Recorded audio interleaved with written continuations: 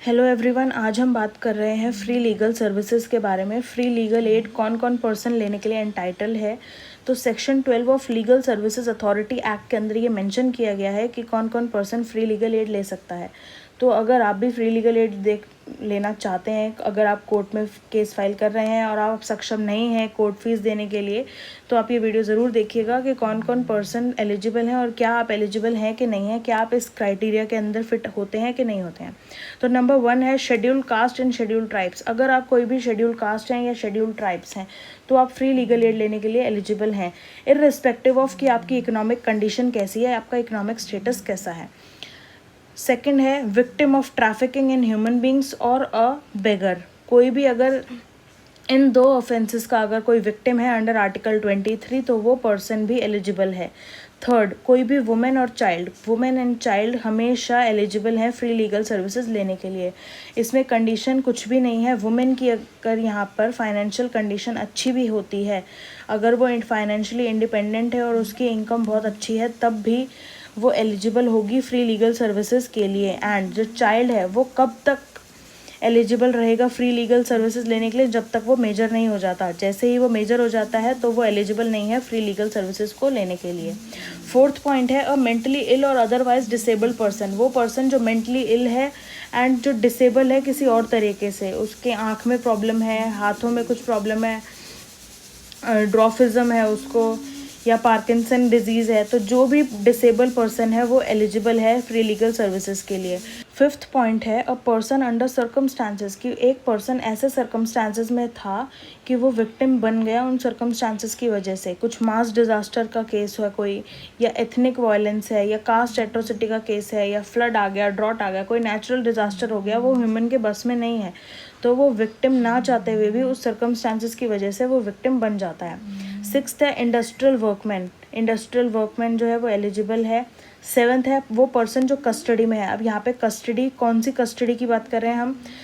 Protective home की बात कर रहे हैं हम, जो कि मॉरल ट्रैफिक प्रिवेंशन एक्ट के अंदर आता है। जुवेनाइल होम की बात कर रहे हैं हम, जो जुवेनाइल जस्टिस एक्ट के अंदर आते हैं। साइकोट्रिक हॉस्पिटल और साइकेट्रिक नर्सिंग होम की बात कर रहे हैं हम, जो कि आता है मेंटल हेल्थ एक्ट के अंदर। तो वो पर्सन जो इन तीनों के अंदर अगर कस्टडी में है तो वही पर्सन एलिजिबल है फ्री लीगल सर्विसेज के लिए। एट्थ है अगर वो पर्सन जिसकी एनुअल इनकम कम है।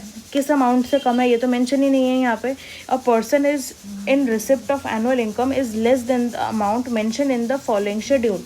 अगर उस पर्सन की जो एनुअल इनकम है वो कम है किस अमाउंट से, जो कि वहाँ की स्टेट गवर्नमेंट ने मेंशन किया है एक शेड्यूल के अंदर, तो आपकी इनकम अगर उस शेड्यूल में जो दी गई है उससे कम है तो आप एलिजिबल हैं कोई भी डिस्ट्रिक्ट कोर्ट में, या जो कोर्ट सुप्रीम कोर्ट से लोअर हैं उन कोर्ट में आप फ्री लीगल सर्विसेज लेने के लिए एंटाइटल हैं।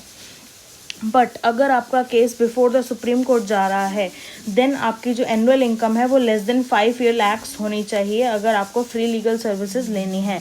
अगर आप फ्री लीगल सर्विसेज लेना चाहते हैं तो आपकी इनकम 5 लाख एनुअल इनकम कम होगी 5 लाख से, तभी आप एलिजिबल होंगे। जो लिमिट है जो स्टेट गवर्नमेंट डिसाइड करती है कि किसी पर्सन की अगर एनुअल इनकम उस अमाउंट से कम होगी तो ही वो फ्री लीगल सर्विसेज के लिए एलिजिबल है, तो वो हर स्टेट की डिफ़र करेगी। जैसे कि अगर स्टेट ऑफ तमिलनाडु की बात करें तो वहाँ पर 3 लाख का अमाउंट है। अगर आपकी एनुअल इनकम 3 लाख से कम है तो आप एलिजिबल हैं फ्री लीगल सर्विसेज के लिए। ऐसे ही अगर उत्तर प्रदेश की बात करें तो उत्तर प्रदेश में वो अमाउंट है 1 लाख।